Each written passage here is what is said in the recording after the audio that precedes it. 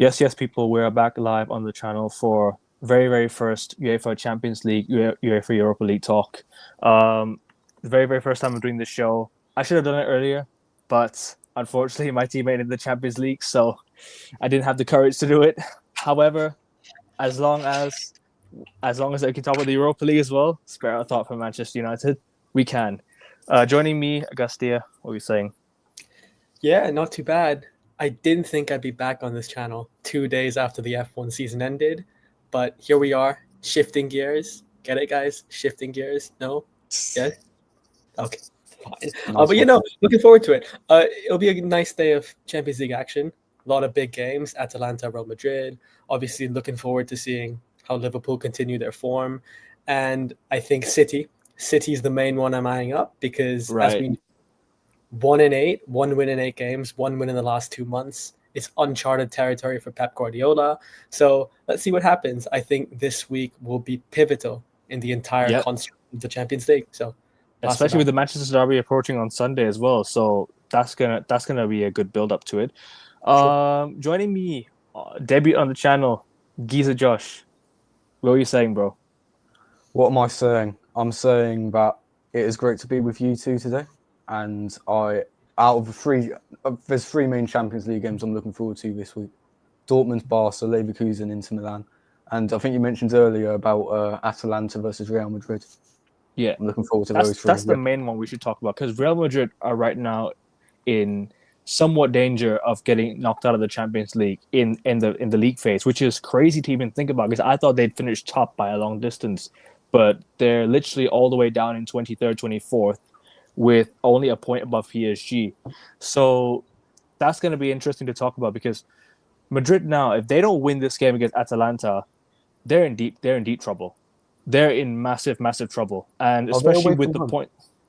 Yeah, they're away from home as well. Oh, so blimey. that's Atalanta top of the Serie A as well because they just went top after Napoli lost. So 2 points clear as well, I think. Big up, man. Happy birthday as well.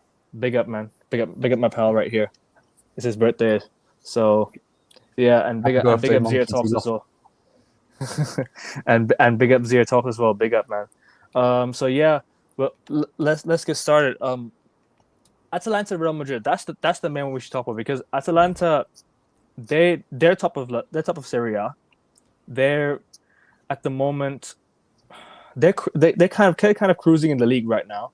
Real Madrid, after really no one after not really doing much in the Champions League this year, they've not done much in the Champions League. They've not done well at all. They could be facing elimination if they lose and they don't get points in the next 2 games. I'll start with you first, Josh, since it's your debut on the channel. This is crucial. Even look at this is very crucial. Thank you for putting it in the chat. Yeah, 9 wins. This is a 9-game win streak for Atalanta going into this Real Madrid game as well. I think in all competitions as well. This is mad. This is crazy.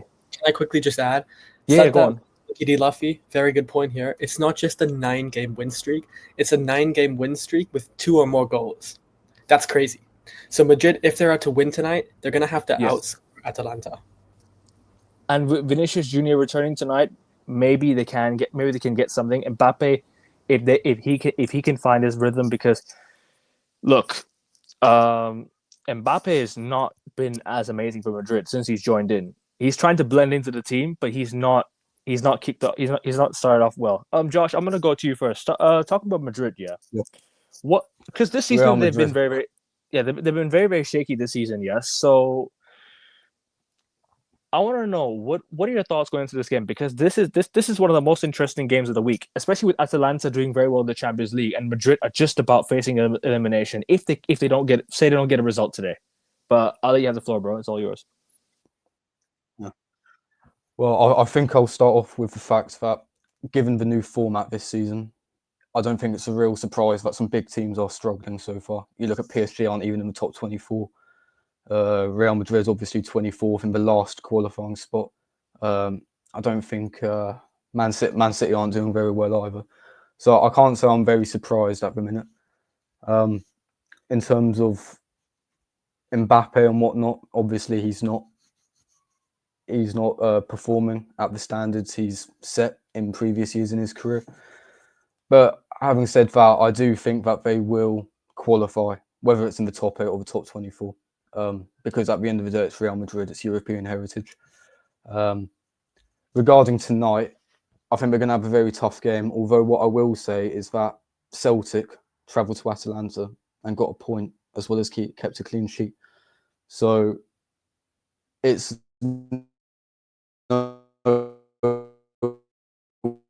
where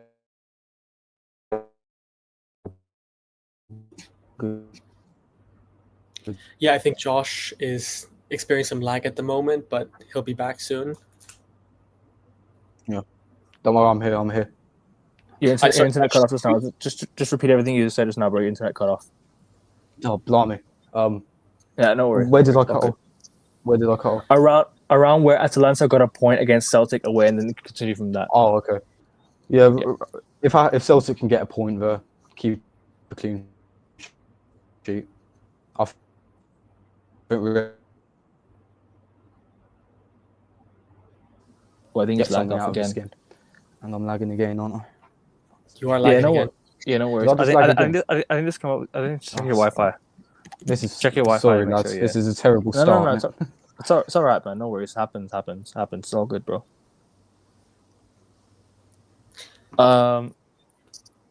One win needed for top 8. Norwich and Liverpool. Yeah, I mean Liverpool. Look, Liverpool. They're gonna go with like this momentum sort of thing. So they're gonna be like Liverpool just want to play the same players week in week out so that they can continue the momentum, they can continue their win streak. What's the point of resting their players when they're literally going to a tough place? Girona away is not an easy place to go to, right? I know Madrid won there comfortably over the weekend, but Girona away, as we've seen last season, has not been an easy place. And Girona are a good team, and they're also run by City Group. Let's not forget they're a team that can cause problems, but I reckon Liverpool I think Liverpool will win quite comfortably.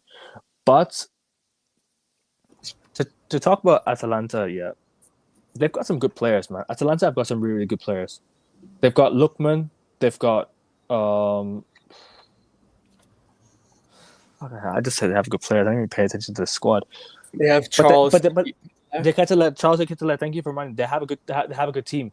They've got a good team, but the thing is, yeah, they've not they have not faced like Madrid yet. I don't know which Madrid are going to turn up. Are the Madrid of this season will turn up?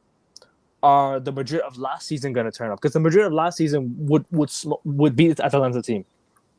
They beat this Atalanta team, even regardless, yeah, of how Madrid have been playing last season. Like they've been a bit shaky, but they were still getting results.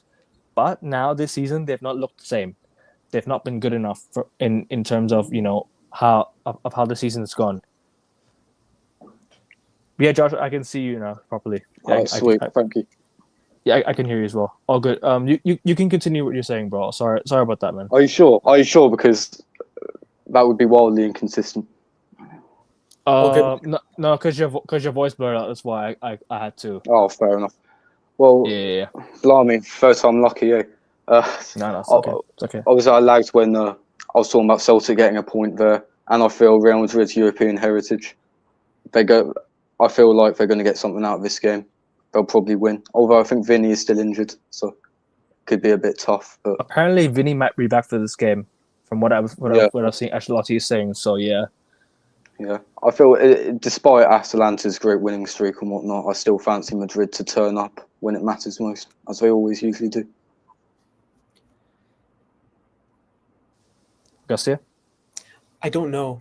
I just think Madrid this season, it kind of echoes of the Galacticos of the early 2000s. I just think they haven't found that formula yet. You see Kylian Mbappe, who has struggled a lot. I personally hope Kylian Mbappe goes down the route of a Modric, where if we remember back, Modric was a flop initially at Real Madrid, but then he rectified things. And I do think, push come to shove, Mbappe is still the best player in the world. I think when you consider ability and accomplishments, current ability, he is the best in the world. However, for tonight, as Monkey D. Luffy said in the chat, as Josh has made some very good points so far, I just think when you're 9 wins in a row, confidence is at an all-time high. you're in a very high level. Your confidence is high. You're in good rhythm, and the two players, Lookman and Charles de Ketelaere, are amongst the leaders in goals and assists, respectively, in the Champions League so far. And we know Gasperini. But one thing about Gasperini is he is fearless.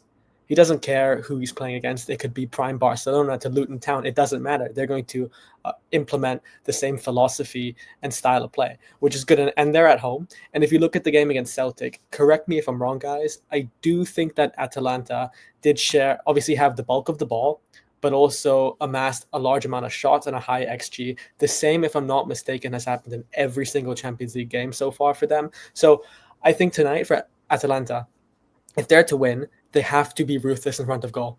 You cannot miss chance after chance after chance, because generating chances for them, unlike clubs like Man United, for example, that's not a problem. They can generate chances quicker than most things in life, quicker than Usain Bolt, but they just have to convert them. So Lookman and de Ketelaere, they have to be at their top of the game. And also they just have to continue to be aggressive and expansive. And when it comes to Mbappe, the same goes for Mbappe, right? He has to take his chances, be more disciplined in front of goal.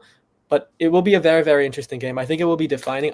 As Josh said, I do believe, yes, Real Madrid will progress, because this new system of allowing teams who are from 8th to 24th, giving them a second lifeline to the knockouts, that will play into Madrid's favor. And as we know in Champions League history, Madrid love to keep it late. They love to keep our hopes up, but eventually, when they're called upon, they deliver. However, tonight will be interesting. I think it'll be tough for Madrid, but Mbappe, these are moments. Cristiano Ronaldo loved the biggest nights. He loved it when the lights were shining brightest. So Mbappe, if you're the heir to the throne, if you're the successor of Cristiano Ronaldo, tonight is made for you. Sure, your team has gotten a couple good wins. Ekevin, you mentioned how Real Madrid beat Girona over the week. And I don't think particularly it's an amazing win, because if you look at Girona this season, they have been particularly average. In fact, below average. They've been mid-table, as many wins and losses, and I think they're winless in the last 4. So Girona's not necessarily an amazing win. Atalanta will be a test of Real Madrid's form and ability today. So we will see. I actually think Atalanta will pip it tonight, but it could go either way. I hear that. I mean, Atalanta have like I said, my pals mentioned, they've won 9 games in the last in the last 9 games. So Atalanta on a 9-game win streak. So that's what it is. They're going to this game with confidence. Like tonight, they need to put a statement that they're a good team this season for a reason. They're top of Serie A, right? If they want to beat Madrid, that's a statement win. Because Madrid are, the goats of Europe. Madrid are the greatest European side of all time. There's literally no debate, right? So to put up a statement today, and to beat Real Madrid would be something. However, it's still Real Madrid. They still have the European pedigree. Going into this game tonight with Mbappe and Vini, yes, they have not clicked. However, it can eventually click soon. It can eventually click somehow. And if they want to click, if they want to start clicking, it has to be tonight. Tonight needs to be the night that Real Madrid that get the 2-star men linking it with each other, because Real Madrid are on the brink of possibly elimination from Europe in the group stages. That's never happened before. On the league phase, the new league phase as well has just been implemented, and they're about to be eliminated as things stand, right? So if they get the result tonight, then they can say, okay, we push on from here. This result is massive. Atalanta away is not easy for anyone. Madrid going to Atalanta. I don't even know if they've ever won against Atalanta away. I don't remember the last time they played against Atalanta. I can't remember. Somebody remind me in the chat, right? Wasn't it the Super Cup? Oh yes, it was Super Cup, but the Super Cup was like, come on, like Super Cup, like it's Real Madrid Super Cup, like Champions. Yeah. It's basically like Champions League final versus Europa League final. Like Madrid are obviously going to win that game. However, Madrid had a fully fit team. And that's when, everything was still on a high. Like everything was still they were still like on a high. How do you say it? The momentum was high because they just won. They just come off the back of a Champions League. They just come off the back of a Champions League and League double season. They get their first game competitive game was a UEFA Super Cup, and then they won. So that's what it was. In Madrid in a cup final is different gravy. Madrid in a regular game this season is not. It's not the same. And the Super Cup is coming in January for them, so they better step it up. So yeah, Madrid did beat them in the Champions League of 2021. Madrid won both games, fair enough. But Josh, you said Atalanta are gonna win, yeah? No. I said Real Madrid were going to win. Real Madrid edge it. Edge it. I It guess- won't be easy, but considering it's a defining game in their season, Right. we've established they're going to Yeah. turn up. It's Real Madrid. Right. Yeah, they have to I turn can't up. It's the Champions League. Exactly. I can't see any other possibility at the minute. I just think they're going to turn it on tonight, and that's going to kickstart them on. I think they're currently 2 points behind Barcelona with a game in hand. They'll eat Yeah, it they up. are. They are. Yeah. They'll leave it They're 2 up points in behind no Barca time. with the game in hand. I mean, I do think Barcelona will still win it, but like for all the fuss we've made of them, at the end of the day, Madrid they have are two. still They have 2 games in hand, by the way. Madrid have 2 games in two hand. games. 2 games. 2 games in hand. Yeah, but they didn't play. They didn't play the game against Valencia, right? For They had obvious beat, reasons. and they had beaten Girona. So that was 2 games in hand. So now Oh. they want. So now they're to win the next game. I think they go top. Yeah, they do a point. As things stand. But 2 games in hand is massive for Madrid. It's massive. Yeah. Like if they can get, because Barcelona have they went on a few games of not winning, right? They went they lost to Las Palmas. They dropped points to was it Betis or something that they dropped points to, and then they dropped points to, I can't remember who before, but then they dropped points to something, to someone, yeah, and then Madrid were 5-6 points behind, and they caught up. So Yeah, exactly. now it's so Madrid needs to step it up now if they want to win this league and the Champions League. But Yep. Vestia, you said Atalanta were going to win. Do you think Real Madrid get eliminated from the Champions League? Because I don't think so. No, They I'm have 2 betting games. They have 2 games to do it. And sorry, no, not 2 games. They have to win 2 games plus the playoffs. And let's not forget, you have to do a playoff to qualify for the round of 16 now. No, I agree with Josh. I think betting against Real Madrid in the Champions League is like betting against Rafa Nadal and Roland Garros. You don't do it. It's stupid. It's foolish. So eventually, look at the pedigree, look at the prestige, look at the heritage, the history, and look at the depth and the superstars they have. Sure, they are struggling today, but against the caliber of opposition and at this stage, they should see no issue qualifying for the next round. Now, whether they qualify versus whether they win the entire tournament, that's a different question. I'm not convinced that they have the ability to win, but it's Real Madrid. What I will say about tonight again is it's going to be defined on one metric. Can Atalanta finish? Can they be ruthless and can they convert? Because Real Madrid under Ancelotti, in almost every big game, look at Bayern last season in the semi-finals of the Champions League, look at City a couple of seasons back, even though they win, they concede a shit ton of chances. Yeah. And Atalanta, on the contrary, they generate a historic amount of chances. So if Lookman and De Ketelaere can rekindle their fire for tonight, if they can ignite tonight, I see no reason why they can't score 2, 3, or 4 against Madrid. So Madrid's defense, and particularly the keeper, is going to have to put a classic to contain Atalanta tonight. Yeah. I hear that completely. But yeah, I'm gonna go for Madrid 2-1 win. I think Madrid will just edge it tonight. I reckon that this is it's almost embarrassing for me to say, but it's almost like the Champions League final tonight. Because if they don't win, then they're in deep trouble. I'm not saying I don't mean to say Madrid have stooped down that low. They haven't, but I'm just saying that tonight is like a cup final for them because they must win. It's like a must win for Madrid game tonight, and they couldn't have come in a worse place today. Because Atalanta have had a good season so far, but I'm gonna go with the Madrid win. Let's move on to by the way, I also reckon Liverpool will win as well against Girona. You guys say the same. Liverpool win against Girona. Yeah. Especially with the Merseyside derby being postponed, they've got a week's worth of rest. They're going to. I wanted that game to happen, man. I really wanted that game. So to happen. did I. So did I. Although Goodison Park under Yeah. the lights, that's going to be tough. So hopefully they'll drop points. Because the thing is, As it's an Arsenal Everton's fan. last. It's Arsenal's.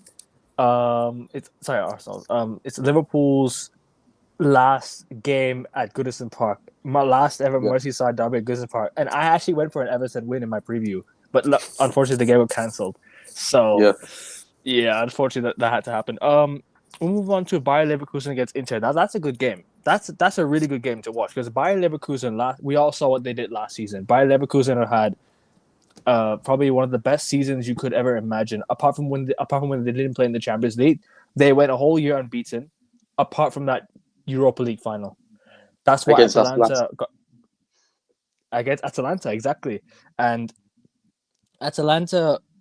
That's why they made the Champions League because they faced Madrid in the Super Cup. But yeah, what do you say in this game, Lars? Because actually, Leverkusen right now, I'm looking at it. Yeah, Leverkusen are in. Let me have a look. They're in 6th position, yeah, while Inter in 2nd. Because if Leverkusen win this game, they can go above Inter Milan. With it's a 3-point gap, but with the goal difference be separated by 1, Leverkusen could go above Inter, and this could put Inter in slight danger of qualifying automatically for the round of 16. But what are you saying? Yeah, Inter had beaten the Champions League, but to be fair with you, going away to Bayer Leverkusen not an easy place. You just never know. I reckon it could be something else. Away at Leverkusen, yeah. Talk about that game.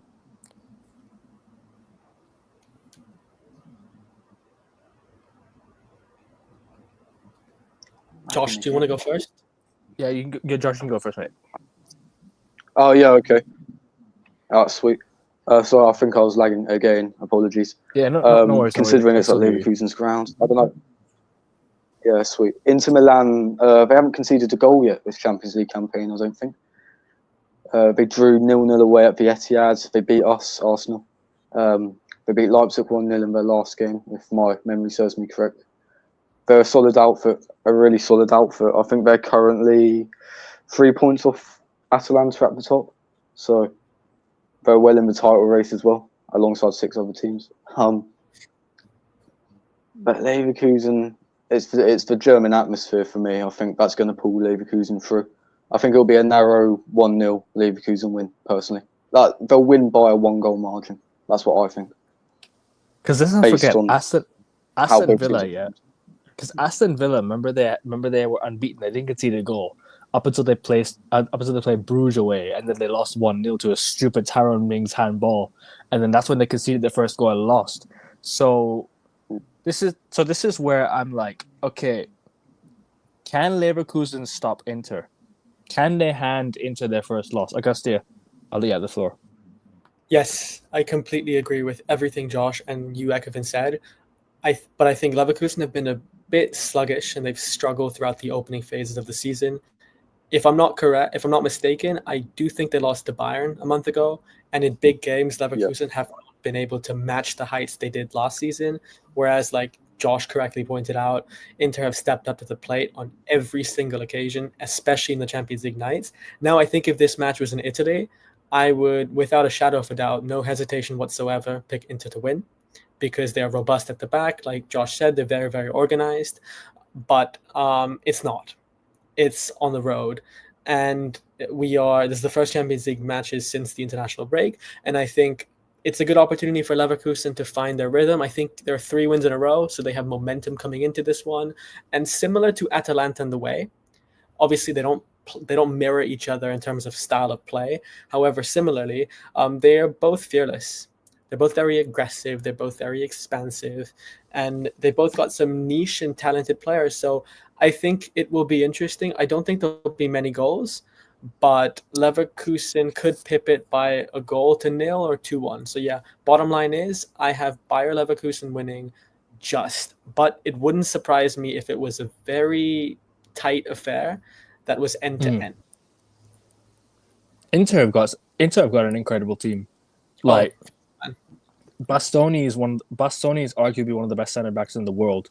Like it's crazy to like shout out Stunt Peg. Yeah, did you listen to the analysis of her when she said about Bastoni as a 3 center back?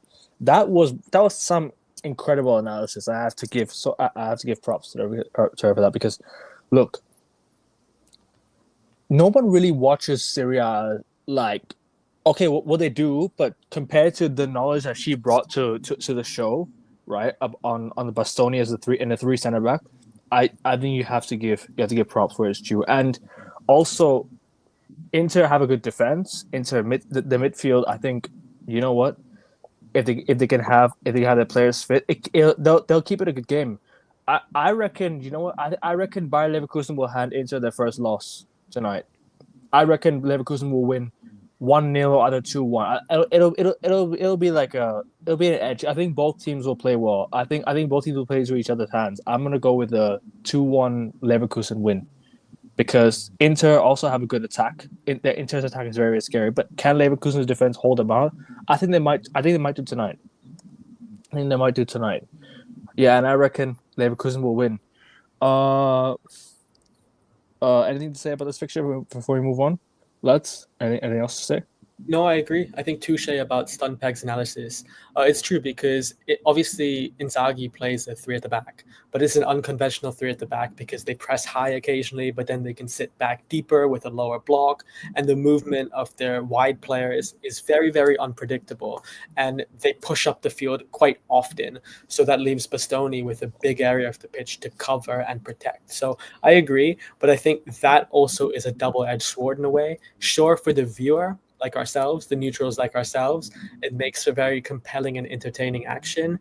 However, again, if it's against Bayer Leverkusen, a team that is also quite notoriously known for their attacking prowess, it can cost you. So I think it'll be fun. I think that match tonight could be the most entertaining in terms of styles because it's two teams that don't clash, but more or less are very similar. So I agree with you completely. I hear that. Let's move on to this game. This is gonna be quite an interesting game actually. RB Leipzig against Aston Villa. RB Leipzig are. Let's see where they are. Bottom. They are. No, Towards- that's. Oh yeah, they are. They are. Sorry, yeah, they are, and I reckon. Actually, I think they reckon. I reckon they're gone. To be honest, I'm gonna go. I'll just go with an Aston Villa win. Sorry, I reckon Villa will get their first win in a long time. Villa are winless in I don't know how many games now. I think they just won their first game actually on the week, but they're winless. They've won 2 games in a row in the Premier League after an 8-game non-winning streak, so to speak. Yeah, I reckon Villa get this one. But can I just add something? I think Leipzig are in a false position. Yes, they're towards the back end of the table, but if you look at who they faced this season in the Champions League, Liverpool, Inter, and Juve, I mean, if you balance out the depth, quality, and ability, of course they are likelier to lose. So Leipzig have had a very tough fixture list, so they're in a false position. So if you're in Emery's camp and you're a Villa fan, don't look at Leipzig's position and be deceived because they're still a talented team. They are still up there in the Bundesliga fighting for continental places. So just be careful. You are on the road as well, so it could be very tricky.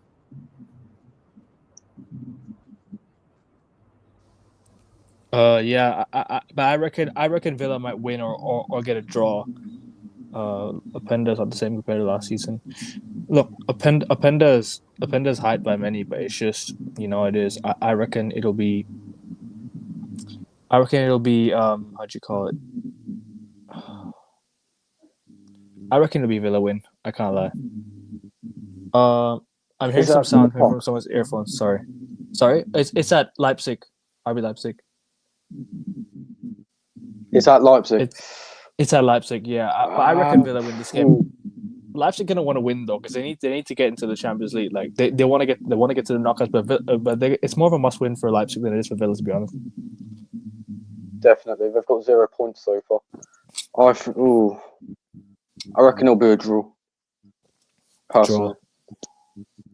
Yeah, I think Leipzig, they're a pretty poor outfit at the minute this season. I know what Agassi was saying regarding false positions, who they've played and whatnot, but at the end of the day, the league table doesn't lie. The Champions League table doesn't lie.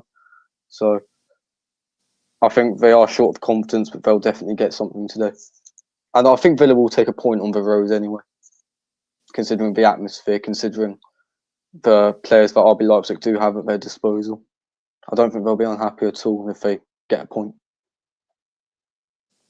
Yeah, I don't think they will. I think Leipzig. I think Leipzig gonna want to win this game. To be honest, Villa. I think Villa should be within the playoff area. I don't think they'll get top 8. Maybe they can, but I don't think they will. Um, but I'll go with Villa win tonight. But I don't see them getting top 8. It just depends on what the next few fixtures are. Um, moving on, PSG Salzburg. Now this game, I say it's interesting because PSG are literally 25th on 4 points, right? They got a lucky 1-0 win against Girona. They've lost every other game. I think they drew one game. Yeah, they have. They drew against they lost to Bayern. They beat Benfica. Excuse me. They lost Atletico 2-1. Yeah. Bayern lost to Benfica, my bad. Lost to Arsenal. They lost to Arsenal 2-0. They drew 1-1 PSV. That's Yeah, who they drew. PSV.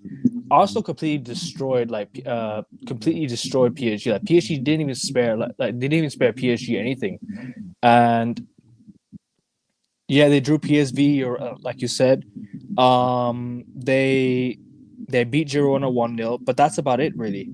Like they've been in how do you say it? They've not done well in the Champions League this year, but I reckon PSG away at Salzburg. Yeah, I think if they don't win this game, then they're in big trouble. PSG. They're out. Assuming Madrid win tonight. No, but then but then there's still Dinamo Zagreb on 7 points with a -5 goal difference. So there's still a chance if assuming Dinamo Zagreb don't win. I think they're PSG out. Even if PSG you think they're gone? Because do you guys know who they play next? Man City. I don't think they beat City at the Etihad. True at the Etihad. I don't think they beat City at the Etihad, and I think by Jan, City will surely rekindle some. I'm gonna go with the PSG win, but if they don't win tonight, it's curtains for PSG in the Champions League. What are you saying, Josh? PSG. I mean, there's 1 point separating those two sides. That's this is quite a slippery slope. This is a crucial game for both. Is it in Paris? Is that the Parc des Princes? Oh. No, it isn't. Ooh, I don't know. Tough. That is a tough thing to call. You know what? I'm gonna go for another cop out. I'm gonna say another draw. I reckon on this one. I think PSG. I think they're 6 points clear of the French league right now, but they never do anything in Europe. Only 5, and Marseille just breathing down the next as well. Marseille right behind them, bro. They're catching up to PSG. Yeah, they never do anything in Europe since they were founded in 1970. I think they've only won Cup Winners' Cup. So I guess it goes back to my idea of I think PSG won something. PSG won something in Europe. I never knew that. I never knew PSG won something in Europe. I think they've only won a Cup Winners' Cup. But I might be wrong. I probably am. I only know about Marseille or Lyon's success in Europe. I don't know anything about PSG's success in Europe. Marseille are the only French side to win a European Cup, I believe. Yeah, I mean they're the biggest French side in my opinion. But yeah, it is what it is. PSG have the same European legacy as West Ham. I'm saying anything. No, but you cannot. Wait, so you're saying PSG won something in Europe before Cup Winners' Cup, right? I think they have won the Cup Winners' Cup. Yeah. And West Ham won the Conference League and the Cup Winners' Cup. Have they? Oh, blimey! It is what it is. Yeah. So the Cup Winners' Cup was actually a massive back then when United beat Barcelona over 2 legs. In like a 1991 or something, which was crazy. Yeah. So the Cup Winners' Cup was a big. Sorry. Mark Hughes winner, I think. Yeah, it was Mark Hughes. Yeah. Mark Hughes. Yeah, and I think Bruce scored as well. I'm not sure if Steve Bruce scored, but I remember it was a 1-0 win. I think it was a draw on one of the games, and then we won the second leg, or I'm not sure what it was. But regardless, we won the Cup Winners' Cup over 2 legs. But yeah, I'm gonna go with the PSG win. Bayern Munich. Yeah, I reckon Bayern will win against what you said, Shakhtar. What are you saying? Yeah, I mean, every season Bayern seem to have a couple results that are so lopsided in the group stage, Yeah. and usually against inferior teams like Tottenham, for example. So I do think that yes, this will be a hammering. Hopefully for my fantasy team, if they're fit, Kane and Musiala deliver. Do you know what's funny? Yeah, I'll just make this point. Yeah, do you know one thing? Aston Villa, yeah. Sorry, Aston Villa. Bayern Munich, I think went 7 years in a row or 8 years in a row without losing a game in the group stages. Guess who their last loss was under? Base Borisov, wasn't it? No. Their last loss was against Unai Emery. Seriously. Before. And then their first loss in 8 years was to Aston Villa. And guess who the manager of Aston Villa was? Unai Emery. So it's crazy. Like Bayern in the group stages tend to do amazing. Like they don't ever really like, you know, they don't ever really, they haven't lost a game in a while. Yeah, Unai Emery PSG, literally PSG, and then they lost to Unai Emery's Aston Villa. So yeah. So Unai Emery is the one to end Bayern Munich's win streak. The irony, but yeah, I reckon Bayern win this one comfortably against Shakhtar. What are you guys saying? I reckon Bayern wins comfortably. Are Bayern away? Yeah, Bayern away.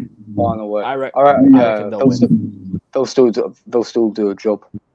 I reckon. Yeah. I don't think Shakhtar have much in them. Augustia? Yeah, I completely agree. Like I said, I think this will be a hammering. Next, I'm gonna go with Atletico Madrid to beat Slovan Bratislava at home. They need to win this game, by the way. They just need to get clear of the what you call it, 17th, 18th place area. They just need to win that game and get away from the 17th, 18th place drop zone. So yeah, I reckon Atletico Madrid are gonna win this game at home. You guys probably say the same, don't you?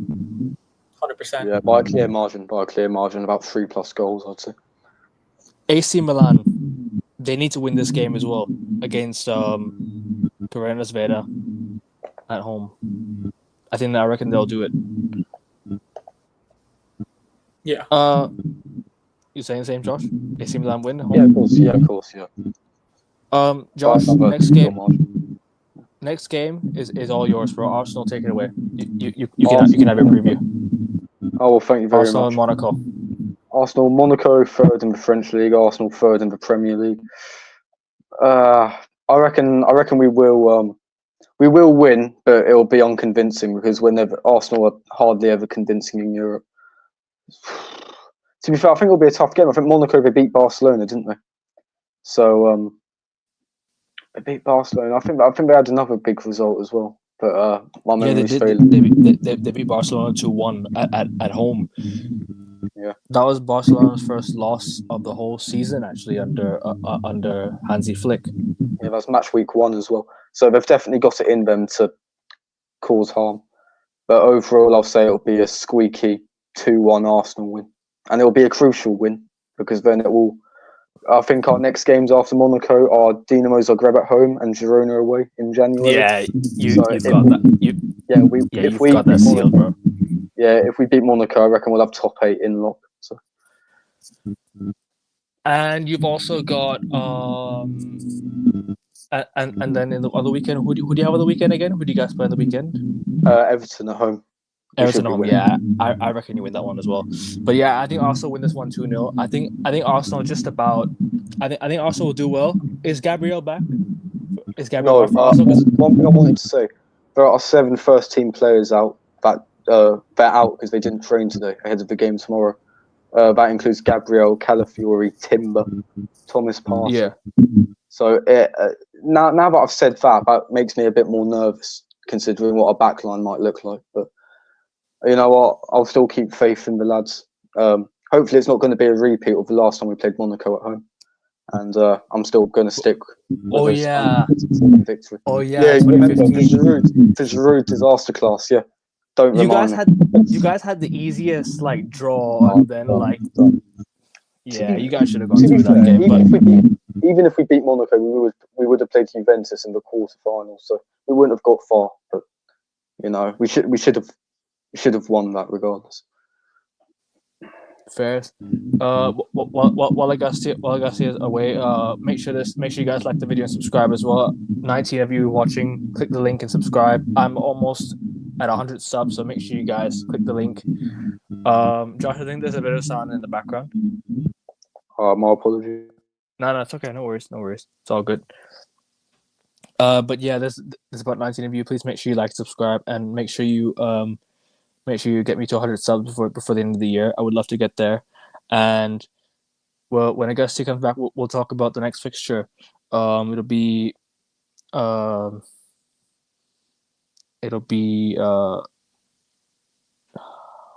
Dortmund against Barcelona. That should be the next game, and then we'll talk about Juve, Man City, and then we'll wrap it up there. Actually, no, sorry, we had to talk about Europa League as well. Apologies about that. Europa League. Too big. To be fair, my Europa League knowledge is lacking, and that's not meant to be taking the mick out of United at all. No, it's okay. Now we're just going to preview the United game. We're just going to preview the United and Tottenham game. Oh, fair That's enough. it. Who United playing? Victoria Plaza on away, and this is our earliest game. It's our only early game. We play at 12:45 in kickoff Thailand time. So that's like what 5:45 UK time. 5:45 in the UK. Yeah. It's that crazy. the only kickoff? That's the earliest kickoff in Europe for us this season so far, which is mad to even think about. And you said that's the only time. That's weird. I don't think Arsenal have any 5:45 kickoffs. Or 12:45 in your case. I think all of them. I think you might play Girona early. Let me have a look. Actually, I think your game against Girona might. Sorry. No, every game on match week 8 is played at 8 o'clock. I think, or 12 o'clock for you guys. I think because they'll do the goal show and everything. Oh yeah, that's true. That's an early game for you. Hold on a minute. Josh, make sure you mute while I'm talking to you, so because I can't really hear myself. Sorry about that, mate. It's okay, no worries. All good, man. All good.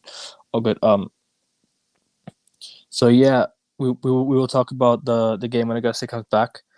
But I reckon.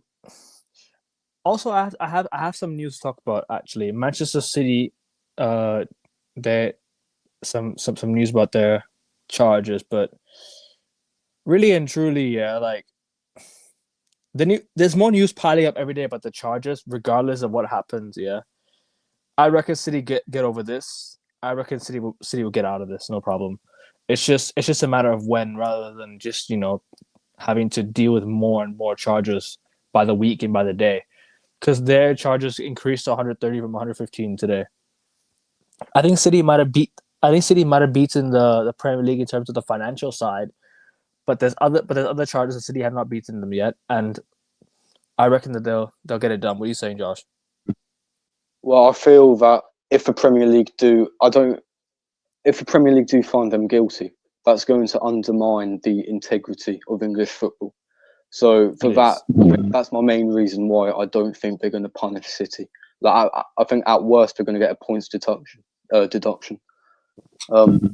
Like I said, like you've got Rodri winning the Ballon d'Or, you've got them winning the treble. I mean, that completely validates their existence, doesn't it? You can't just take that away. That's football history. You can't take it away, exactly. And when you factor in the fact you've got Gerrard's slip as well, and the Aguero moment, and John Stones' clip 11 millimeters off the line, like these are the most iconic title races in Premier League history. And are they seriously just going to null and void that like they did Lance Armstrong with the cycling? They should not. Absolutely they should not. Absolutely. I mean, I want them to from a biased perspective. But no, but the thing is, sorry? Obviously, from a biased perspective, I want them to get punished, but I don't think they will. And to be honest, I don't think they should. I feel the 115 charges is a ready-made excuse for other clubs to not compete, if you know what I mean. So whenever like you speak to a United fan, for example, like, oh, you're crap or whatever, they'll be like, well, it's not our fault City have 115 charges, others will be winning. Exactly. Yeah. It's the whole point. Like with Arsenal, for example, our fans our fans talk about 115 charges and why we haven't won the league yet, but at the end of the day, 115 charges isn't the reason why we bottled an 8-point lead in April. Man City's 115 charges isn't the reason why we lost to Aston Villa last season. Yep. Screw up True. the league. Great. That's true. That's true, man. That's actually true because you guys dropped points against 10-man Fulham at home as well last season, 2-2. If you had won that game, 2 extra points, you would have won the league. I think on goal difference, if I'm not mistaken. It was won by 1 goal. I knew that day that we'd screw it up. I knew it. I knew we screwed it up that day. And dropping points against Fulham again this season it's not really gonna help, is it? So you guys need to win. You guys need to win your remaining games now if you have any chance of winning the league. I personally think we're not going to win the league again. I was talking with Gus about this before I gassed you. I was arguing with my housemates as well, as Gus will tell you about. We're not going to win. Tell me about it, man.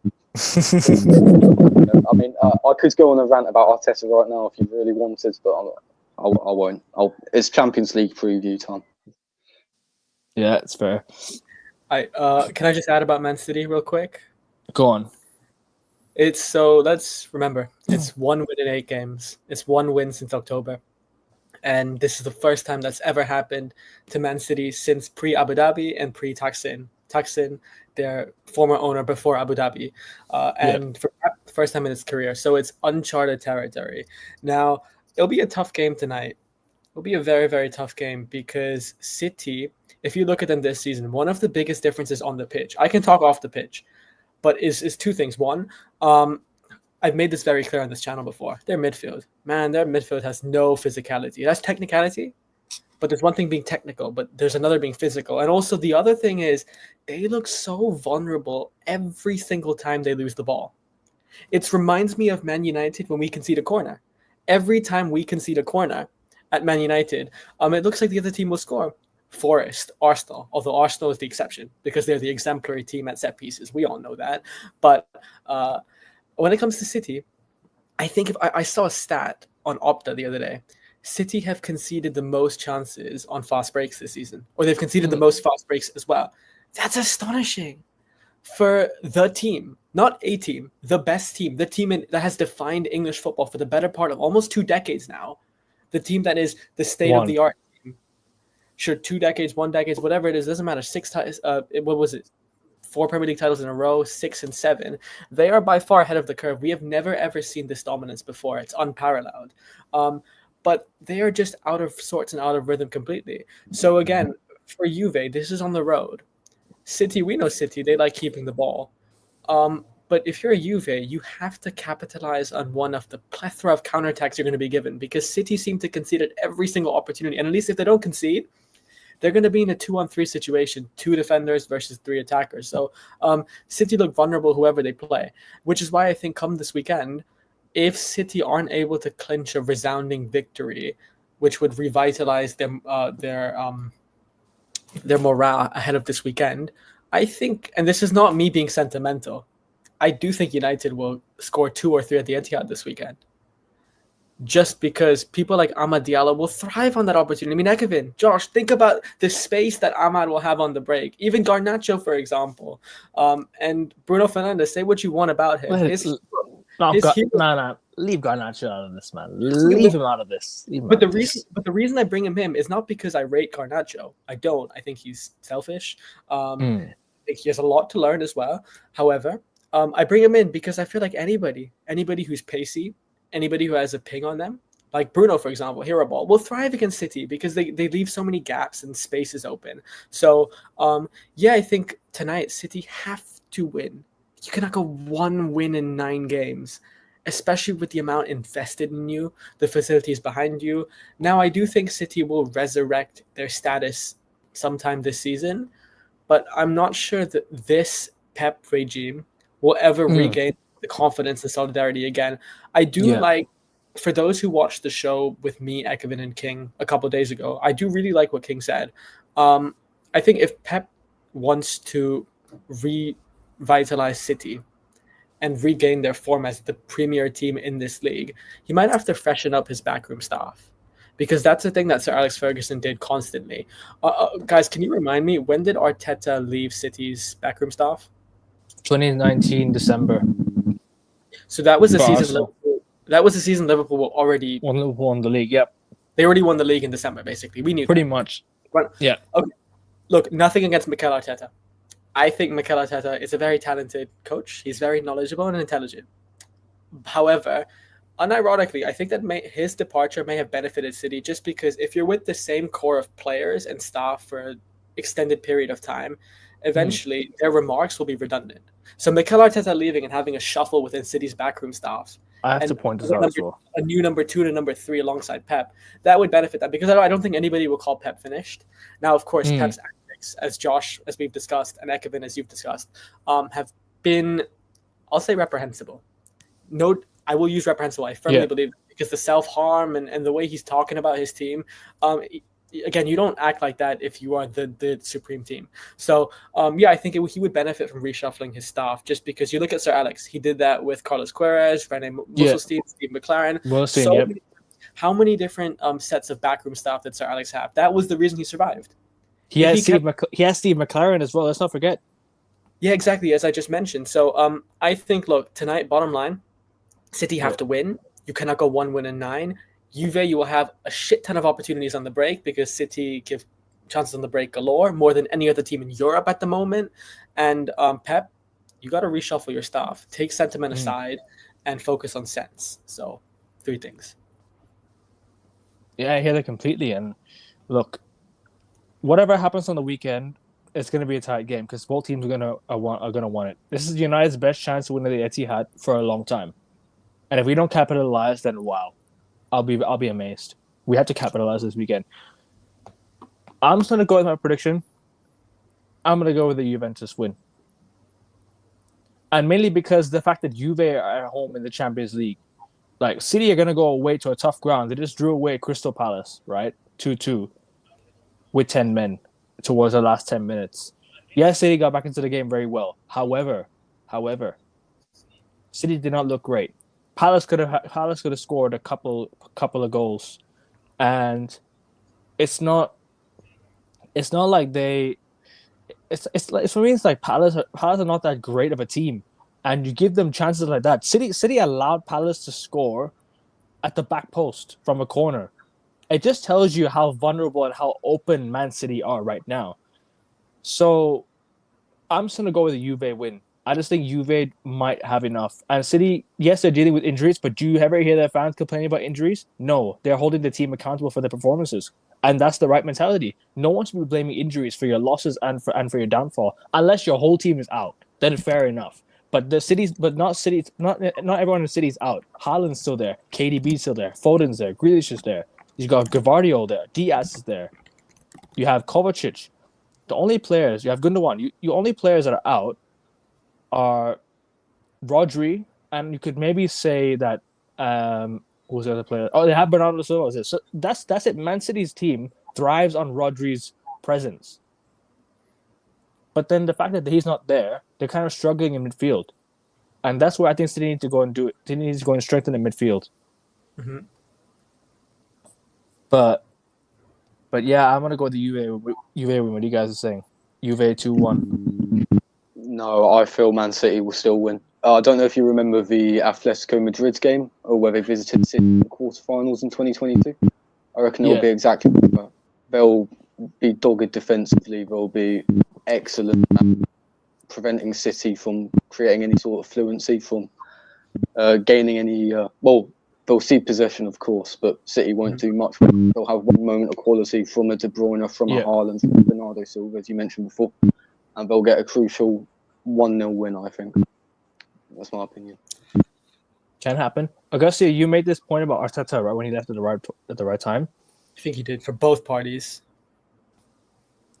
Do you know who was the manager when Man City got eliminated in the Champions League that season against Atletico Madrid or something like that? Sorry, Atletico Madrid. Excuse me. That was Liverpool who got eliminated. Who did City get eliminated to that season again? Man City. But the year before, Arteta was managing in the Champions League. Wasn't it Tottenham? Tottenham. No, 18-19, yeah. there was By one game. There was a game where Arteta was managing Man City and they got eliminated from the Champions. Tottenham. Was It was Tottenham? Tottenham. It was because that was 18-19. And in 2019, it was Liverpool beating Tottenham in the most pathetic Champions League final ever. Arteta was managing Man City for that game, right? Because Pep was suspended or something. I can't remember which game was it. No, suspended for the Lyon game in match week 1 of the group stage. Yeah, Arteta was manager for that game, and City lost 2-1 in shambolic performance, if I remember correctly. literally, and this literally makes your point about Arteta. That literally, what do you call it? It sort of, how do you say it? Your point is valid about Arteta because that just goes to show that he wasn't ready to manage at the top level. So he went to Arsenal when no offense to you, George, but the standards were low at the time. There was no there was no intention of winning. Arteta was just there to build the team back up.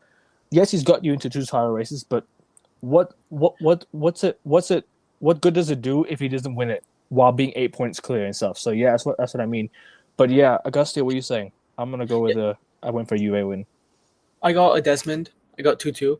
I do think there'll be goals, but City concede so many chances on the break. I'll repeat it for the third time, like a broken record.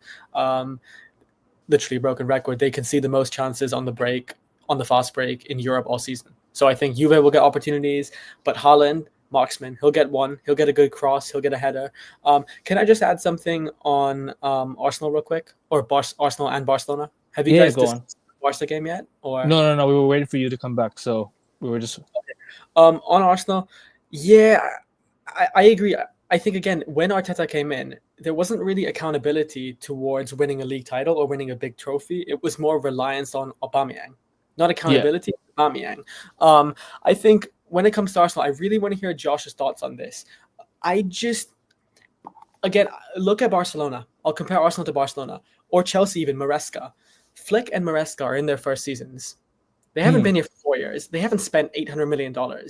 But you can already see yeah, exactly. But you can already see the progression. The biggest difference to me between Arsenal and clubs like Man City, Real Madrid, Bayern Munich, or Barcelona is standards. It boils down to standards and mentality. Sure, of course, if you're Arsenal, you can have a vision, a long-term vision. Hey, season 1, we want to finish in the top 4. Season 2, challenge for the league. Season 3, win the title.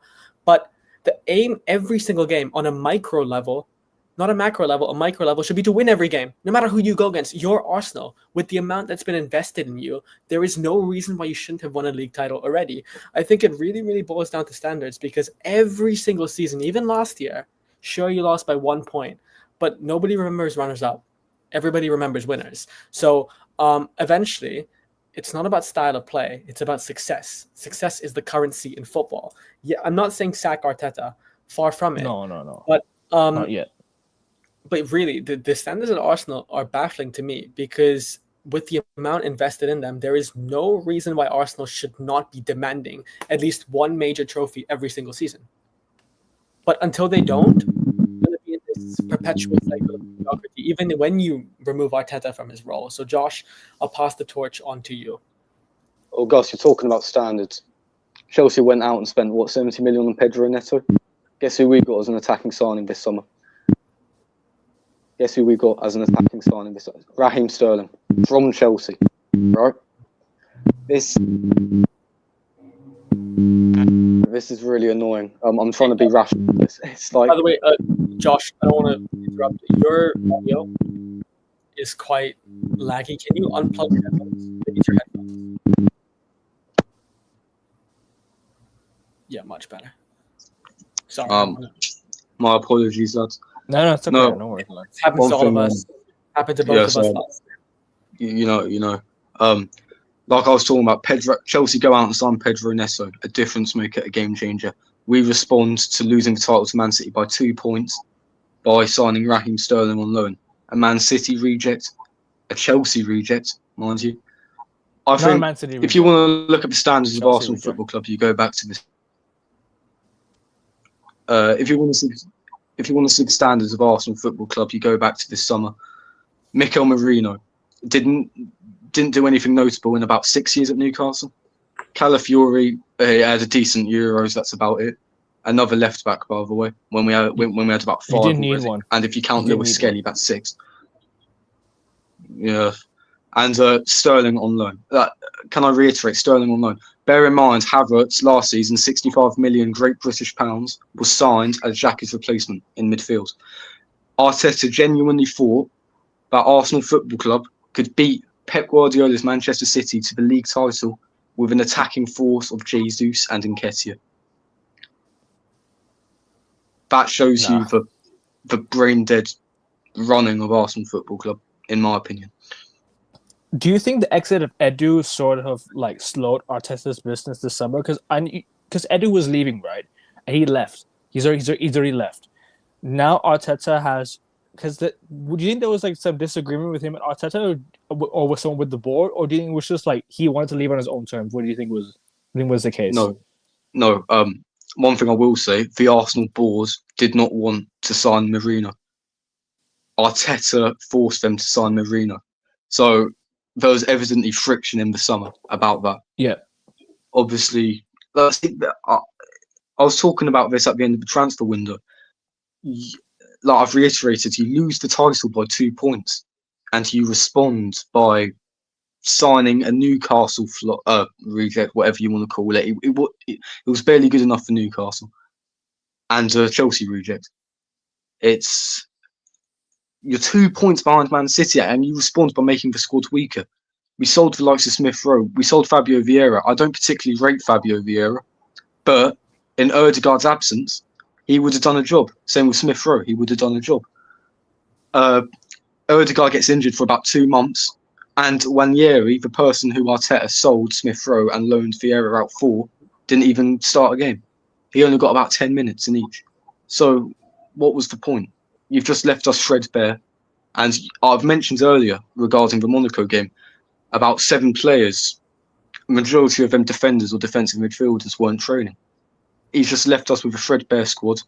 Honestly, if we get top 4 this year, obviously Arsenal are going to be delighted. I'm not, of course, but at least it's something because of the squad state that it's in. You know.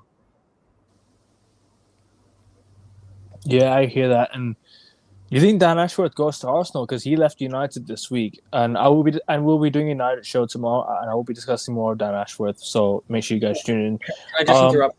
Yeah, go on. Do we know the official reason Dan Ashworth parted ways with Ineos?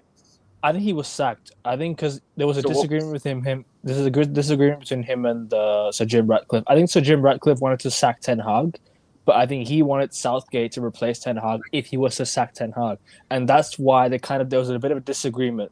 So, and also, I think he wanted. He gave Bruno Fernandes a new contract when I think Ineos didn't approve of it.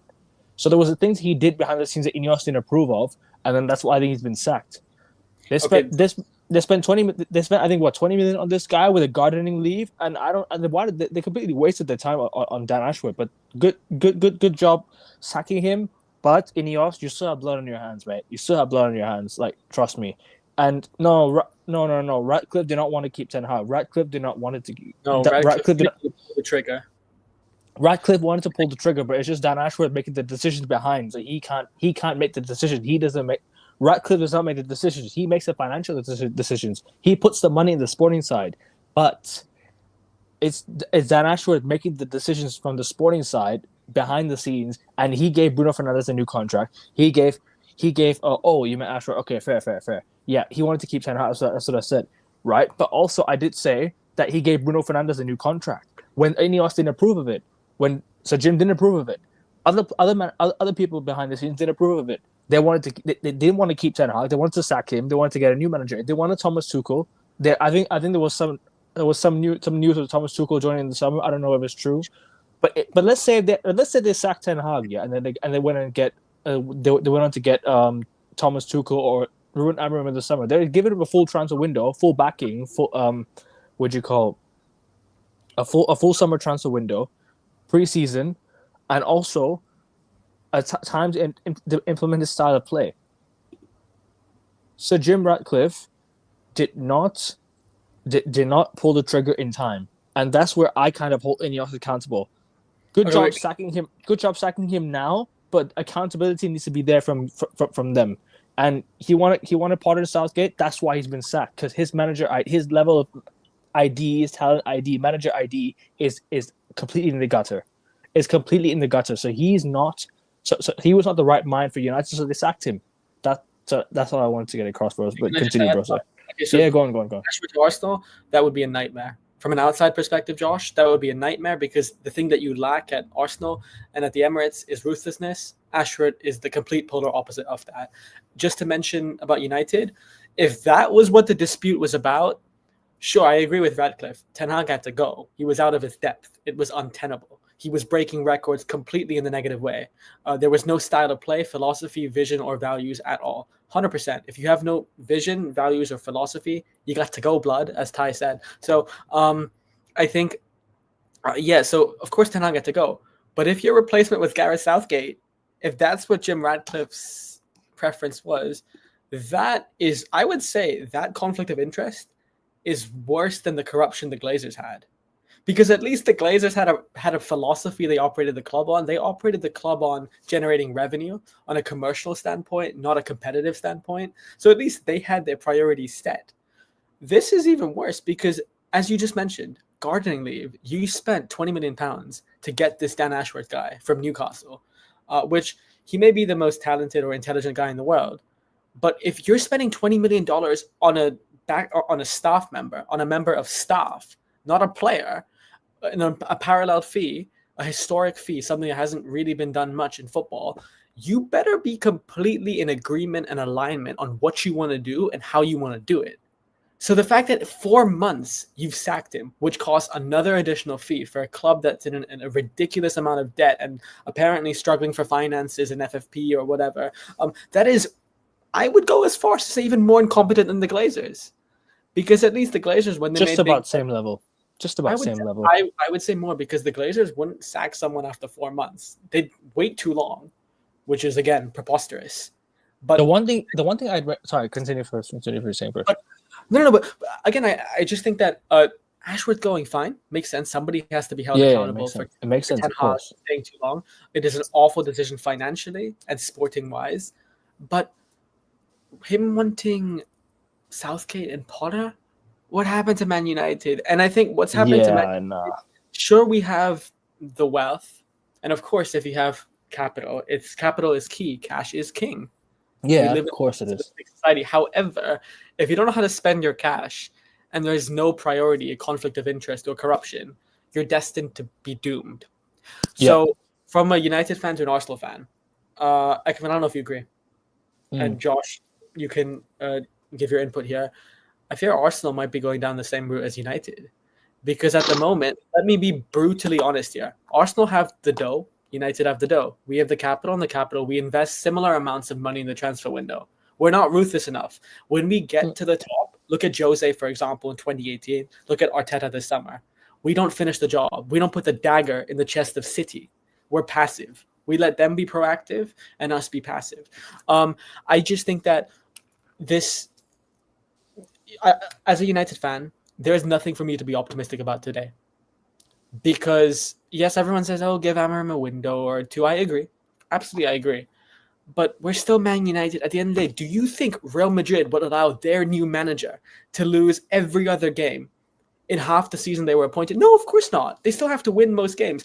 That's what it means to be the winningest club. That's what it means to be the most successful club. So, Josh, I fear for you. And I fear for you more than United just because you have City, which I completely, by the way, your analysis, very nuanced, Niche. I completely agree here. They're not going to charge City.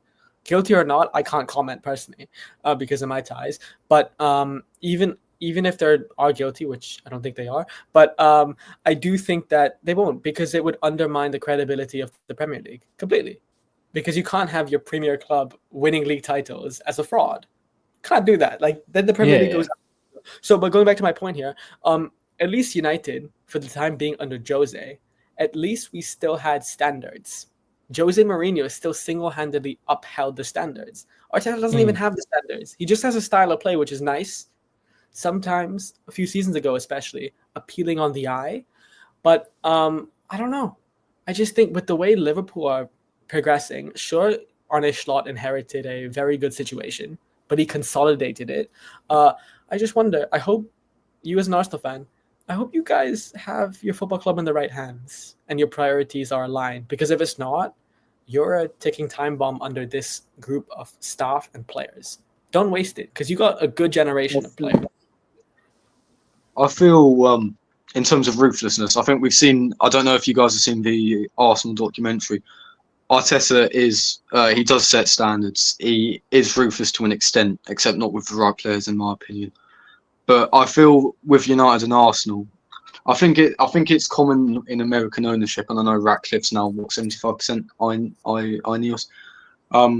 I feel their main target is Champions League football, top four, because of the money. That's literally it. English football nowadays. That is English football, apart from Man City, which is why they are despised, because they don't have a loser's mentality. That's my opinion. I think with Arsenal, Man United especially, Champions League football is crucial. Man United is one of the biggest clubs in the world. Arsenal in London, so they're going to generate a lot of money, especially with Champions League football welcoming the best clubs in the world. You know, you're going to create a lot. That's going to put a load of money into the owners' pockets. And as long as Arteta keeps Arsenal in the top four, as long as Man United finally qualify for the top four again and do so for consecutive years, they're going to be absolutely delighted, which is why I think we didn't go big in the summer. I feel summer of 2023, Arteta was given a war chest, a lot of money, in order to consolidate top four rather than push on to win the league. That's what I feel. I agree. I just think when United and Arsenal have had the opportunity to bridge the gap to the champion, they failed. They don't put the dagger in their chest. Yeah. It's more about the final decision making, to be honest, because United, if they get things right, they've literally got they literally have the finances of the world. They've got the fan base. They've got the structure. Like if United can sort things out, they can be serious. We literally have all the resources in the world to become serious again. It's just United just don't want to do it. It's the final product that we don't have. It's that I feel you're Liverpool's arc. You're Liverpool from 1990 to 2019. That's literally it. That's literally it, because Liverpool back then, right? They were sort of on their downward trajectory, but they still wanted a Champions League in between. So, to be honest with you, Liverpool was still a big club by in presence. By presence, they were still a big club, but they were never consistently competing at the top until Klopp came. So yeah, at that one year, Brendan Rodgers, I think it was a fluke because Suarez carried Liverpool that year. I don't think it was Brendan Rodgers or Liverpool was great. I just think Luis Suarez kind of carried Liverpool that year. I think between their last league title win in 1990 and 2019, when they finished a point off City, they were only really involved in 4 title races. Obviously, 18-19. 2008, 2009, they finished second to us. Yeah. 4 points away. 4 points away. Arshavin pretty much killed their title hopes. Obviously, 13-14 you mentioned. I was watching that game as well. In 2002, they were only 7 points off Arsenal, actually. Double winners. So, I mean, in the next 10-15 years, I think you will be in contention a few times. I feel, to be honest, I feel like football works in cycles in a way. You're gonna compete occasionally. You're gonna win the occasional trophy and whatnot. It's gonna take you a decade or two to get back to where Manchester United begrudgingly, admittedly, belong.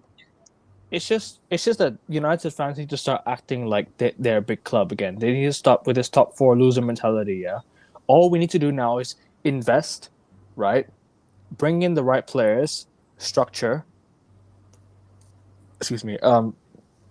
We have the global fan base. All we need to do now, as United fans, is just raise the bar. Pretty simple. United have it all there in front of them. They just don't want to do it. Mm-hmm. It's all right there for them. The resources are there. But yeah, you make a really good point. I agree completely. You make a really good point. I feel like at the end of the day, the reason why Arsenal and Man United, for example, have such poor standards is because of the fan base.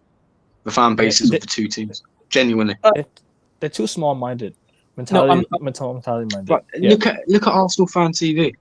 Look at Arsenal fans on X or Twitter, whatever you want to call it. Yeah. They're completely detached from what the aim of sports is. Literally. I'm Yeah. gonna make a very radical comparison. I've not done this ever on this channel. Go on.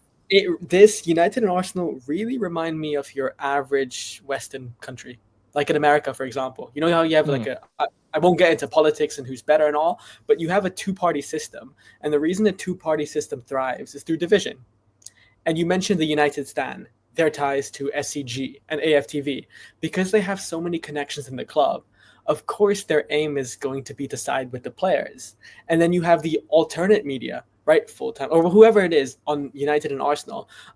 It's almost like the division at the top, whether it's influencers or journalists in particular, that is seeding down to the fans. I don't think the fans are to blame, because eventually, push come to shove, the fans really don't have much of a say unless they completely boycott the clubs and go on a riot and a revolution like we did during lockdown against Liverpool in that game, where we stopped games from playing. Then the fans have control. But really, I think the biggest reason there is polarization and division is because the owners and the structure at the clubs do such a good job of dividing the fans through media as well. Because that is the case. I'm not saying it's intentional or not, but you look at United Stand, they had ties to Man United. Full-time Devils, Stretford Paddock, they have ties. Certain journalists, right? Remember Ten Hag banned some journalists from attending the press conference, right? Deemed them as, divisive and unnecessary and unhelpful. That creates division.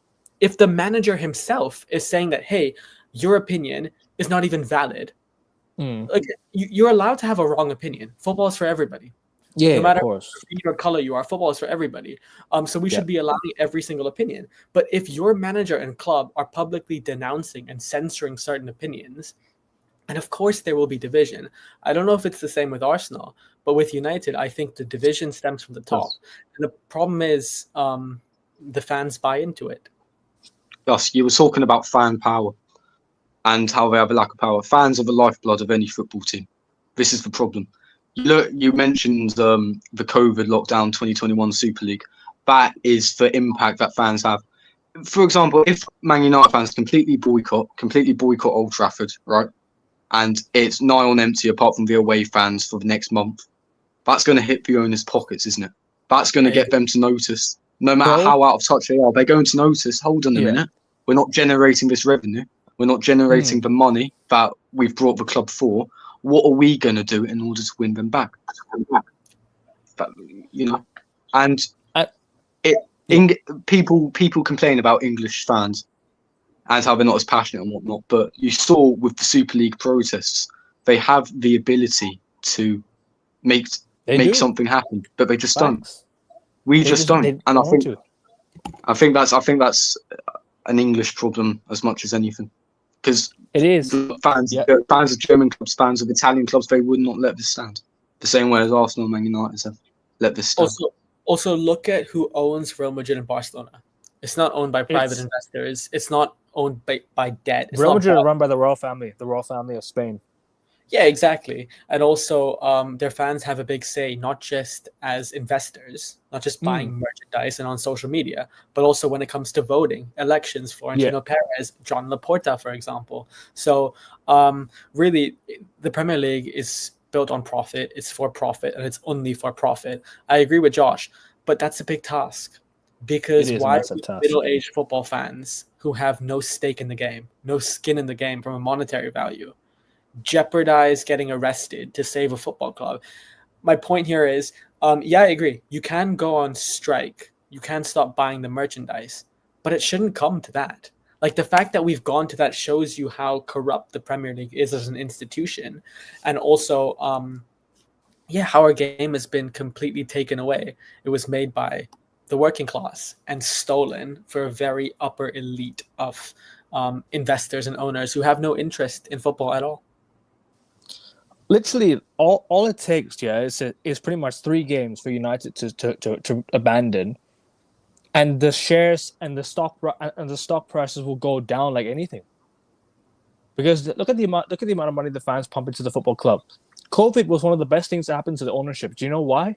Because it was perfect time for these lots to demand more from the fans in terms of the fans need to put this they started raising the ticket prices for next season. They started raising the season ticket prices, right? When lockdown was finished, right?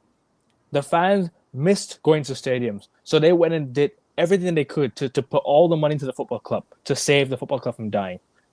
Rather than protesting Glazers out, yeah. This was the perfect time for the Glazers to sell United, was during lockdown. Literally, during lockdown was the best time for the Glazers to sell United. But it was the best thing to happen to them at the same time because these lot came and pumped everything to the football club when COVID was over. Literally. They had nothing but pump everything into the football club. Once lockdown was over, I'm gonna go to the mega store, I'm gonna go buy this, I'm gonna go buy that. And then we bought Cristiano Ronaldo, who, trust me, was one of the best days of my life. I'm not gonna take away from that. But when we bought Ronaldo, look at the queue outside the mega store. Literally, the Glazers will do anything to shut the fans up. They'll go and make a mega signing, and then that's that. Literally, that's it. And then the fans will be like, "Oh, we're gonna stop the protest." Why? When United were winning, they were still protesting. You know, you do realize that, right? When the Glazers were here, when United were winning at the time, they were still protesting. Back then, they were still like protesting during the first Glazers, the few years of Glazers, and they wanted the Glazers to go, and they still do now today. But I don't see much of it. And now they're protesting against the gym because the ticket prices have gone up to £66. But I don't know what it is. But what United fans forget is even when we were winning, when the Glazers took over, because Sir Alex Ferguson recommended them to buy Man United, the structure was completely oblivious. We basically regressed from a football club to a commercial club. That's what we turned into.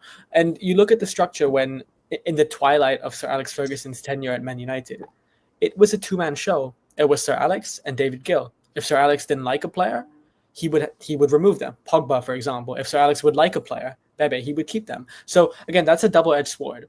You really have to have the precipice of perfect in terms of the two-man personnel, the David Gill role and the Sir Alex Ferguson role.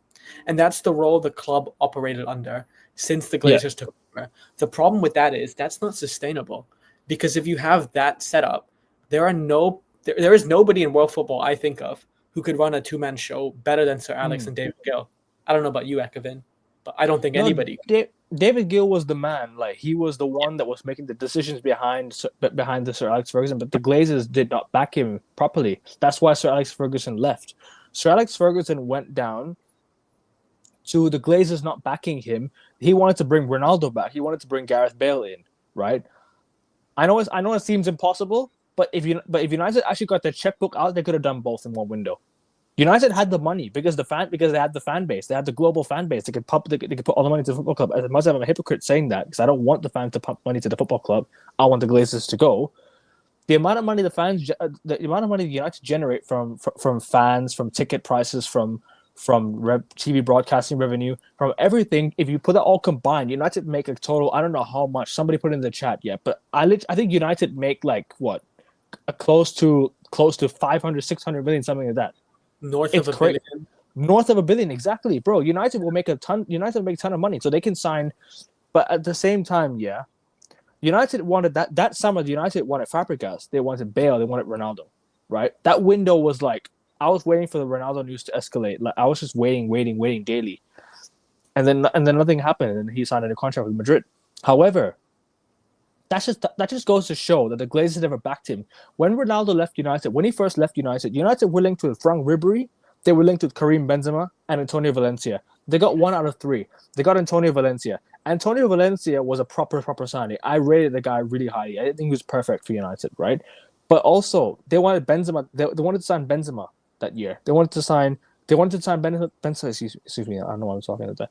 They wanted to sign Benzema to replace Tevez, because Tevez left United for City, right? The Glazers failed to keep Tevez at United. The board failed to keep him, right? Then we sold Ronaldo for 80. We didn't spend that money properly.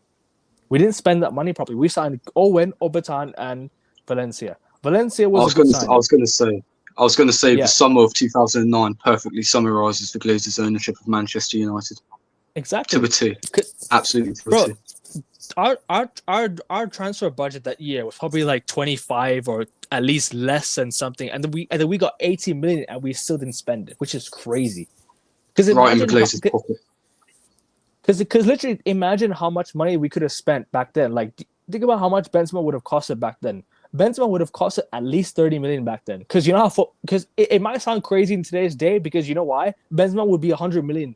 Like if he like after the Ballon d'Or, if he had signed a new contract, he'd be worth 100 plus million. But now, but back then, he'd be at least 25, 30 million, which sounds crazy in today's day because of inflation. Ribery would probably be worth 20 million back then. Today, if he was playing, let's say 2013, Ribery would probably be worth 50, 60 million, or at least, around 80 to 90 million, around that. Because the inflation was crazy. And then United did not go and spend that money properly. That's just exactly what Josh said, sums up the Glazers' time at Manchester United. But talk about Manchester United. We've got a game in the Europa League against Victoria Plazon away. We need to win this game. I reckon United should win this game.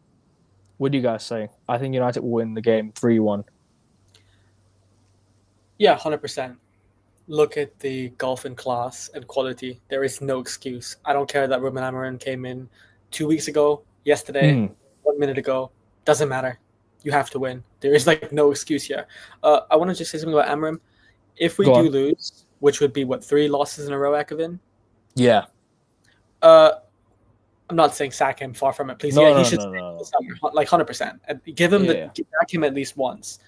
But man, give him 2 transfer windows. You cannot trade off style of play for results. Can't do that, man. Yeah. Not to survive to get to the summer. I mentioned this last stream. I'll just say it again because we have a different audience. 2 transfer windows, I wouldn't say that. If I was in charge of Man United, I would not ever, ever, ever let the manager know their seat is safe no matter what. Yeah. You cannot make them comfortable. Nobody's seat in football should be safe at a football club unless they've proven that they can be safe. No, even then. If Pep loses 10 in a row, you got to go. I'm just saying because that's untenable.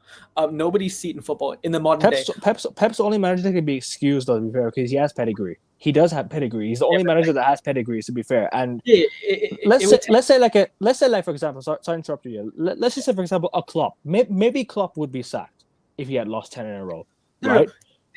No. They have Ekman. They have pedigree if they have some. Not Liverpool. Not Liverpool. They have pedigree, but if it's 25 games without a win, something absurd, which is not going to happen, by the way. Then you got to go. My point there is, in the modern day, you cannot ever make a manager feel comfortable.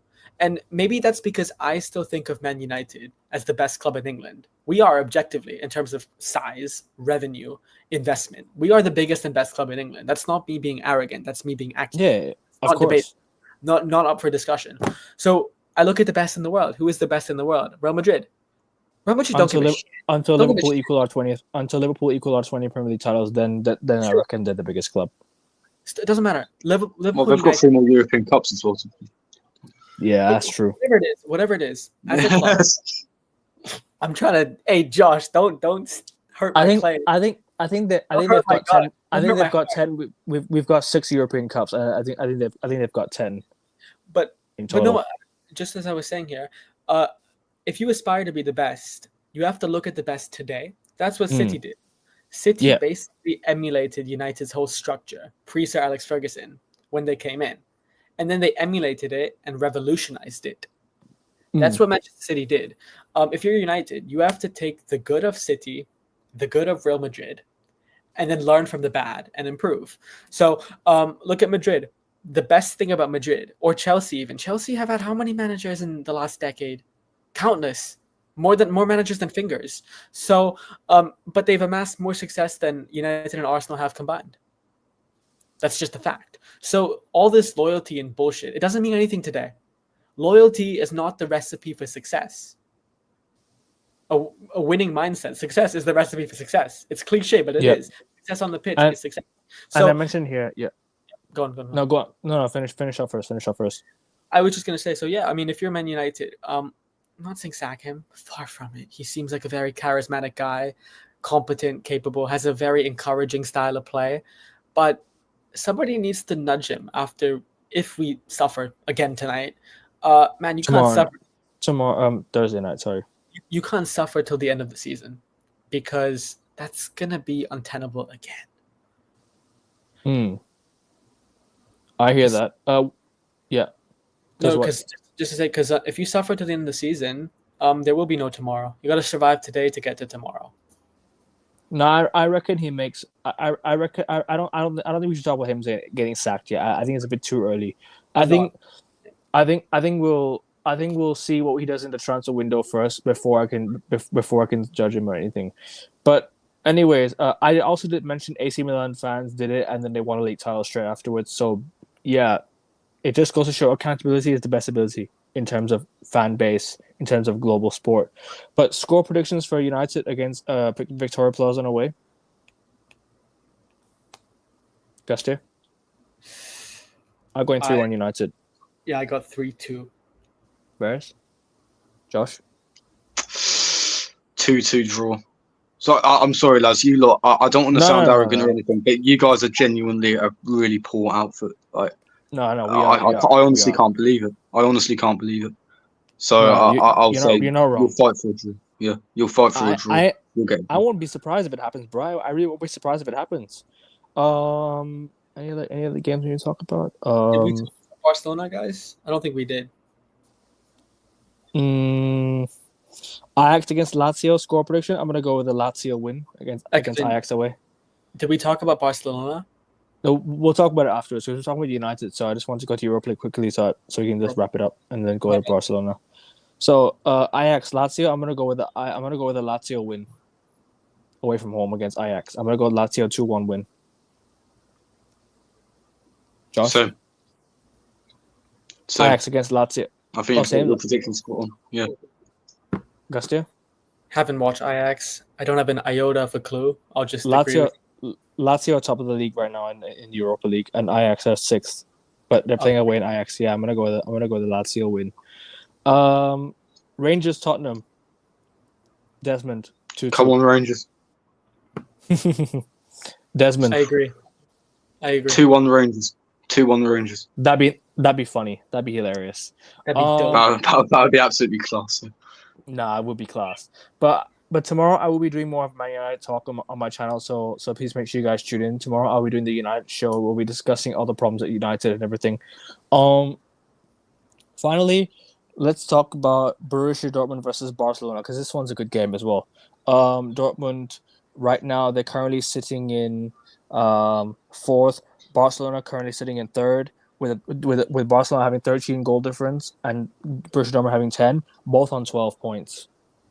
So Barcelona are pretty much only ahead on goal difference. I'm just gonna go straight into that. I think Barca are having a very solid season. Yes, the recent results might say otherwise. However, Barcelona are looking really, really good under Hansi Flick, and he was my first choice to replace Eric Ten Hag when I wanted him gone. I said Hansi Flick was available, go and get him. And now look at the football he's playing at Barcelona. He's doing really, really, really well. In terms of Dortmund, they're inconsistent. They're very, very inconsistent. They're very inconsistent. I'd say in Europe though they've looked all right. However, I'm just gonna go straight up and say Barcelona will nick it 3-1. I'm gonna go with the Barcelona 3-1 win. What are you guys saying? You go first, Gus. Yeah, I agree. I've watched Barca a couple times this season. Obviously, the Clásico. I thought they were very impressive. Again, another example of a manager that doesn't need 4 years and $800 million to revolutionize and blossom his squad. So, no, I agree. I think they're so exciting. They're so fearless. Look at their back line, the way they toyed with Mbappe. Sure, Mbappe gets an offside or two every game, but still, that's fearlessness, especially for youngsters, people who are younger than all of us. It's really cool and impressive. And again, obviously Rafinha, Yamal, Lewandowski, whoever it is. Barca to me, it's so nice because they're finally not about players. They're not reliant. It's about a system. So they're fun. I think, sure, Dortmund haven't lost at home, but records are there to be broken. Monkey D. Luffy. And I think Barca win tonight. Yeah, I agree. I'm going to go with the Barca win. Josh? What are you saying? Well, Barcelona, they're my tip to win the Liga this season. But despite that, I think Dortmund will do them 2-1. I've watched Dortmund a few times this Champions League campaign, not in the Bundesliga, admittedly. I think they're only 6th in the Bundesliga. They're about 10, 12 points off the top. But I've been impressed with them in Europe so far, and I think they'll get another famous win. I mean, they were the finalists last year, and for good reason. So I don't see why they won't. Yeah, I hear that completely. But yeah, that's gonna be it for today. We're gonna wrap it up here. Thank you, Josh, for coming on, bro. Like, I really appreciate it, and definitely next time, we'll do more shows soon. Augustia, thank you for coming back on, bro. After 2 days of doing shows, tomorrow I will be doing a United Thanks show for on having my me on channel. as well. No, always, man, always, anytime, bro. Tomorrow Cheers. I'll be doing a United show on my channel, so please make sure you guys tune in. Just discussing every single problem with United and what's happened over the last 2 games. We'll be discussing the next fixtures, what the January transfer window might look like for United, Dan Ashworth, and Ineos and the Glazers situation. So we'll see, but we'll discuss that. There's 26 of you watching. Please make sure you guys click the YouTube link I've shared on X and subscribe. Please make sure you like the video as well. Please make sure you leave your comments and keep it respectful as well, so we can engage in the chat. And yeah, make sure you get me to 100 subs before the end of 2024, because 2024 is already coming to an end, and I would love to get to 100 subs. That's the goal. I'm currently at 94 subs. Please make sure you guys subscribe and all the good stuff. But yeah, Josh, you got coming up, bro? You got anything to do today, or you got anything coming up, bro?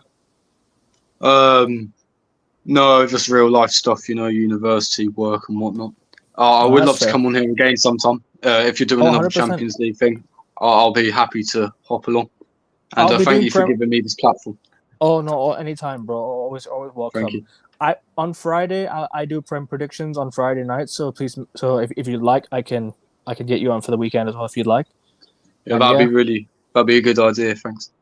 Yeah, no worries, Cheers. man. All good, man. And yeah, people, make sure you show Josh some love as well. This is the debut on the channel, so make sure you guys don't worry about it. Nah, you always gotta show the fans love. You know what I mean? And show the panelists love as well. So yeah, thank you. Thank you for listening, people, and thank you for watching. Please make sure you guys like, subscribe. We'll catch you later. Take care. Bye.